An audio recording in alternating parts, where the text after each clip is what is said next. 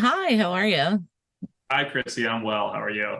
Awesome. Well, it is so great to speak with you, and we're always super excited for Shark Week. What do you think leads to the fascination that we all have with it? I think human beings naturally are fascinated by what we don't understand. And I think the thing that we probably don't understand on this planet the most are our apex predators, and sharks certainly fall into that category. It's been around for a long time, 30, 35 years of allowing people to learn about and fall in love with sharks, which is pretty great. Oh, absolutely. I mean, first off, I gotta say you have probably the coolest job ever. I And think so. it was amazing to watch you find the seven gill and experience that with the camera. I mean, I think it's to be able to see that kind of animal up close like we've never seen before. What was that like for you? Well, I'm fortunate. I've seen seven gills a number of times. Mhm. Literally, right out my window here is the Pacific Ocean. I live in California, Okay. and we have a decent population of broad-nosed seven gills here. But really, the big thing was finding where the seven gills are, if they're still extant in South Africa, given the immense pressure that port and starboard are placing on them. And so, for me, seeing them was great and all, but really seeing them and knowing that there was a decent, albeit small population still thriving in those waters was really the best part about it. I can only imagine. So what kind of like further research is being done like in that area? Well, look, South Africa is home to arguably the best shark scientists in the whole world because of their amazing high level of endemic species and dense populations of sharks. So all I do is hand over the data that I've collected to the existing scientists in country, including Ryan Daly, who you see in the show, and a handful of others, and they figure out how best to manage it and what to do moving forward. But ultimately nature is at play here, right? Well, port and starboard, it's not like human beings are coming in and hammering the sharks over the head, right? It's port and Right. starboard, those two orcas that are causing the problem. So let's hope they decide to move on or change their diet, and the seven gills and white sharks can repopulate the area eventually.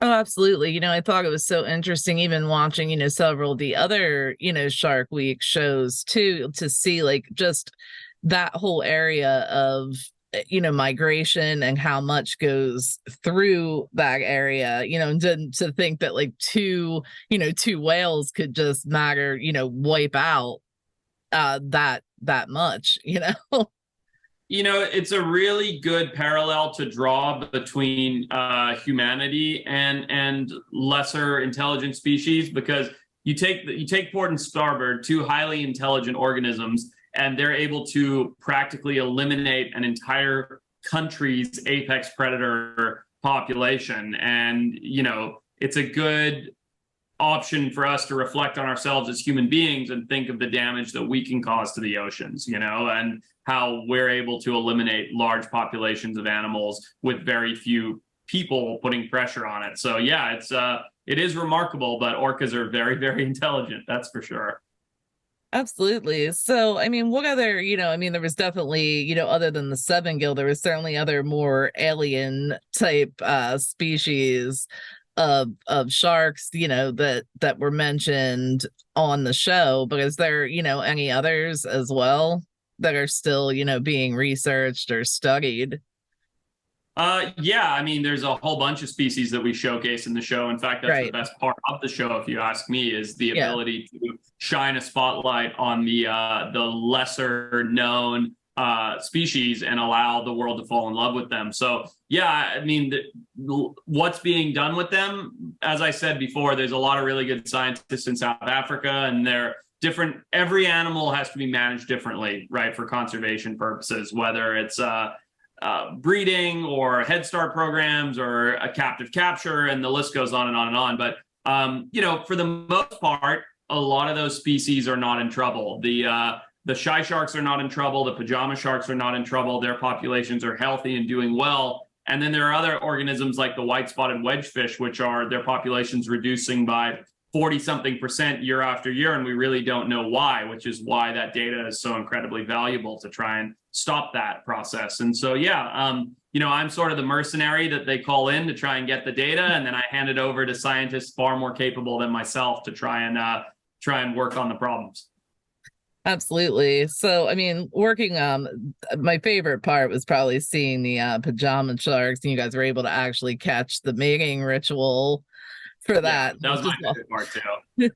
like watching you kind of tickle a shark was pretty cool too. So it's like, oh, it's so cuddly looking.